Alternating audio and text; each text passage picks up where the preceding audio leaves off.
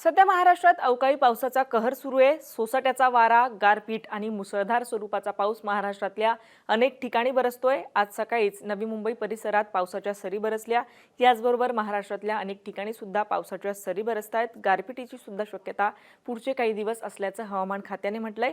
नक्की पुढचे काही दिवस वातावरण कसं असणार आहे, तुमच्या भागात वातावरणाची काय स्थिती असेल, नक्की वातावरणात इतके बदल का होत आहेत, या प्रकारचं वातावरण आत्ताच्या घडीला का आहे, या सगळ्या प्रश्नांची उत्तरं पाहणार आहोत या व्हिडिओच्या माध्यमातून। नमस्कार, मी छाया आणि आपण पाहताय विद रिपोर्ट। तर सर्वात आधी आपण सॅटेलाइट इमेज बघणार आहोत, ज्याच्या माध्यमातून वादळी वाऱ्यांची नेमकी काय स्थिती आहे ते आपण समजून घेऊ शकतो। तर इकडे आपण बघू शकतो की पूर्वेच्या दिशेने जे वादळी वारे आहेत ते वाहत असल्याचं आपल्याला बघायला मिळतंय। उत्तर भारताच्या वर सुद्धा उत्तर भारतातले जे राज्य आहेत तिथे मोठ्या प्रमाणात ढग दाटल्याचं आणि वादळी वारे पुढे सरकत असल्याचं सुद्धा बघायला मिळतंय। याचाच परिणाम म्हणून सध्या हे जे उत्तर भारतातले राज्य आहेत तिथे पाऊस बरसतोय, पावसाची शक्यता तयार झालेली आहे। महाराष्ट्रावर काय स्थिती आहे, तर पूर्वेकडून पश्चिमेकडे वादळी वारे वाहत असताना ते महाराष्ट्रातून पुढे सरकतायत आणि त्याचा परिणाम म्हणून महाराष्ट्रात सध्या पावसाची स्थिती निर्माण झालेली आहे। काही ठिकाणी पाऊस बरसतोय। आता या सगळ्यानुसार नक्की कुठे काय स्थिती असणार आहे, कुठे कोणता अलर्ट दिलेला आहे हवामान खात्याने, ते सुद्धा पुढच्या ग्राफिक्सच्या माध्यमातून आपण पाहणार आहोत। या संदर्भात हवामान तज्ज्ञ के.एस. होसाळीकर यांनी सुद्धा एक अत्यंत महत्त्वाचं ट्विट केलेलं आहे। त्यांनी म्हटलंय की पुढच्या 3 तासात महाराष्ट्रातल्या अनेक भागांमध्ये सोसाट्याचा वारा, वादळी वारे आणि मुसळधार पाऊस पडण्याची शक्यता असणार आहे। आता यानुसार नक्की पावसाची स्थिती कुठे असणार आहे, कुठे कोणता अलर्ट दिलाय, ते सुद्धा आपण पुढच्या ग्राफिक्सच्या माध्यमातून बघूयात। तर आज नक्की वातावरणाची काय स्थिती आहे, तर आजच्या तारखेचा हा मॅप आहे आणि इकडे आपण बघू शकतो जळगाव, धुळे, नाशिक, संभाजीनगर, अहिल्यानगर, जालना, बीड, लातूर, धाराशिव, सोलापूर, सांगली, सातारा, पुणे, रायगड, रत्नागिरी, सिंधुदुर्ग, मुंबईतला काही भाग, याचबरोबर जालना, परभणी, नांदेड, हिंगोली, वाशिम, यवतमाळ आणि चंद्रपूर, महाराष्ट्रातले हे जे सगळे जिल्हे आहेत, म्हणजे उत्तर महाराष्ट्रातले आहेत काही जिल्हे आहेत, मध्य महाराष्ट्रातला हा सगळा भाग आहे, विदर्भातले काही जिल्हे आहेत आणि कोकणातल्या सुद्धा काही जिल्ह्यांचा यामध्ये समावेश आहे। अशा या सगळ्या भागात पाऊस पडण्याची शक्यता असल्याचं हवामान खात्याने म्हटलंय। येलो अलर्टवर हे सगळे जिल्हे आहेत। याला फक्त काहीच जिल्हे जे आहेत ते अपवाद आहेत। त्यामध्ये विदर्भातल्या काही जिल्ह्यांचा समावेश आहे। नागपूर, भंडारा, गोंदिया आणि गडचिरोली इथे पावसाची कुठलीही शक्यता हवामान खात्याने वर्तवलेली नाहीये। बुलढाणा, अकोला, अमरावती आणि वर्धा इथे मात्र ऊन असणार आहे, कडक स्वरूपाचं ऊन असेल असं हवामान खात्याने म्हटलेलं आहे। आपण बघू शकतो की येलो अलर्ट इथे नाहीये किंवा ग्रीन झोनमध्ये सुद्धा हे जिल्हे नाहीये, याचा अर्थ इथे कडाक्याचं ऊन पडण्याची शक्यता असणार आहे। नंदुरबार आणि ठाणे, याचबरोबर पालघर हे जे भाग आहेत इथे पावसाच्या हलक्या सरी बरसण्याची शक्यता आहे। वातावरण असेल पावसाचं, मात्र मुसळधार स्वरूपाचा पाऊस इथे बरसणार नाहीये। उद्याची काय स्थिती असेल 22 तारखेची, तर 22 तारखेलाही महाराष्ट्रातल्या अनेक भागांना पावसाने व्यापलेलं असणार आहे। अनेक भागांना येलो अलर्ट हवामान खात्याकडून देण्यात आलाय।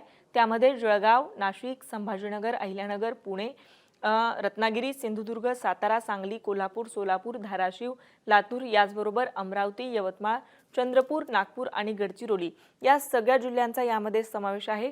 हे सगळे जे भाग आहेत ते येलो अलर्टवर असल्याचं आपण बघतोय।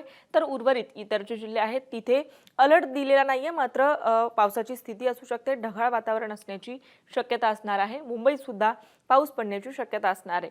23 तारखेची काय स्थिती असेल, तर 23 तारखेलाही महाराष्ट्रातल्या अनेक भागात पाऊस पडण्याची शक्यता आहे। खास करून विदर्भातल्या काही जिल्ह्यांमध्ये आणि मध्य महाराष्ट्रातल्या खालोखालचे जे जिल्हे आहेत, ज्यामध्ये कोकणातले आणि दक्षिण महाराष्ट्रातले, याचबरोबर पश्चिम महाराष्ट्रातले जे काही जिल्हे आहेत तिथे पावसाची शक्यता असणार आहे। उत्तर महाराष्ट्रावर मात्र पावसाचा कुठलाही धोका नसणार आहे। 23 तारखेला धोका कुठे असेल, तर तो ठाणे, रायगड, पुणे, सातारा, सांगली, कोल्हापूर, सोलापूर, धाराशिव, लातूर, याचबरोबर रत्नागिरी, सिंधुदुर्ग असे कोकण आणि दक्षिण महाराष्ट्रातले हे जे जिल्हे आहेत इथे पावसाची शक्यता असेल। येलो अलर्टवर हे जिल्हे असणार आहेत। अकोला, अमरावती, वर्धा, चंद्रपूर आणि गडचिरोली हे जिल्हे सुद्धा येलो अलर्टवर असणार आहेत। तर उर्वरित इतर जे महाराष्ट्रातले जिल्हे आहेत, उत्तर महाराष्ट्रातले म्हणजे जळगाव, धुळे आणि नंदुरबार हे जिल्हे वगळता, तर तिथे पावसाच्या हलक्या सरी बरसण्याची शक्यता असणार आहे। याच्या पुढच्या दिवशी म्हणजे 24 तारखेची काय स्थिती असेल, तर 24 तारखेलाही आपण बघू शकतो की दक्षिण महाराष्ट्रातल्या जवळपास सगळ्या जिल्ह्यांना पावसाचा अलर्ट हवामान खात्याने दिलेला आहे। जवळपास अर्धा महाराष्ट्र पावसाने व्यापलेला असणार आहे। येलो अलर्ट जवळपास अर्ध्या महाराष्ट्राला हवामान खात्याकडून देण्यात आलाय। अहिल्यानगर, बीड, लातूर, धाराशिव, सोलापूर, इकडे ठाणे, मुंबई, रायगड, रत्नागिरी, सिंधुदुर्ग आणि पुणे, सातारा, सांगली, कोल्हापूर, सोलापूर असा हा जो दक्षिण महाराष्ट्रातला सगळा पट्टा आहे ह्या सगळ्या पट्ट्यात पाऊस पडण्याची शक्यता असणार आहे। तर यासोबतच अकोला, अमरावती आणि नागपूर या 3 जिल्ह्यांमध्ये सुद्धा पावसाची शक्यता असणार आहे। येलो अलर्टवर हे विदर्भातले 3 जिल्हे सुद्धा आहेत। याच्या पुढच्या दिवशी म्हणजे 25 तारखेची काय स्थिती असणार आहे तर आपण बघू शकतो की इथून पुढच्या 5व्या दिवशी सुद्धा पावसाची शक्यता असल्याचं हवामान खात्याने म्हटलंय। मात्र 22, 23 आणि 24 तारखेच्या तुलनेने 25 तारखेला पावसाची तीव्रता जी आहे ती कमी झालेली असणार आहे। पाऊस कुठे असणार आहे तर नागपूर, अमरावती, परभणी, हिंगोली, नांदेड, लातूर याचबरोबर अहिल्यानगर, पुणे, सातारा, सांगली, कोल्हापूर, रत्नागिरी आणि सिंधुदुर्ग, मध्य महाराष्ट्र, पश्चिम महाराष्ट्रातले काही जिल्हे आणि कोकणातल्या काही जिल्ह्यांना येलो अलर्ट हवामान खात्याने दिलेला आहे। याचबरोबर मराठवाड्यातल्या सुद्धा काही जिल्ह्यांना येलो अलर्ट हवामान खात्याकडून देण्यात आलाय। तर अशा पद्धतीचं वातावरण पुढचे काही दिवस महाराष्ट्रात असणार आहे। अनेक ठिकाणी सोसाट्याचा वारा, वादळी वारे वाहण्याची शक्यता असणार आहे। मुसळधार स्वरूपाचा पाऊस पडण्याची शक्यता असणार आहे। तर अनेक ठिकाणी गारपीट सुद्धा पडू शकते असं हवामान खात्याने म्हटलंय। त्यानुसार अनेक भागांना हवामान खात्याकडून इशारा सुद्धा देण्यात येतोय। आता तुमच्या भागात काय स्थिती आहे, नक्की वातावरण कसं आहे, या सगळ्याविषयी तुम्हाला काय वाटतंय, वातावरणातल्या बदलांविषयी काय वाटतंय, आम्हाला कमेंट करून नक्की कळवा। आणि मुंबई तकला जर आपण नवीन असाल तर मुंबई तक चॅनलला सबस्क्राईब करायला विसरू नका। हा व्हिडिओ पाहिल्याबद्दल धन्यवाद।